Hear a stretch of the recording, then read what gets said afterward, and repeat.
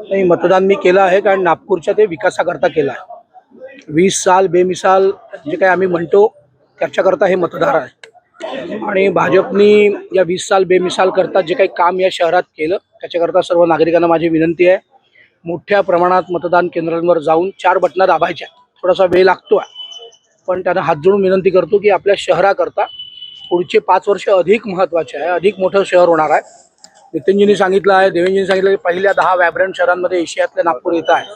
त्यामुळे हे सगळं विचार करून आपल्या मुलांच्या नोकऱ्या, शिक्षण, आपल्या शहराचा विकास, आपल्या गल्लीबोळीचा विकास, आपल्या मोहल्ल्याचा विकास, प्रभागाचा विकास, मतदारसंघाचा विकास आणि त्यातनं आपले मुलं, शिक्षण, स्वच्छता, पर्यावरण या सगळ्या दृष्टीने एकीकृत आणि परवडेबल असा विकास, सस्टेनेबल डेव्हलपमेंट या मुद्द्यावर आम्ही नेहमीच मत मागितलं, आताही मागतो आहे.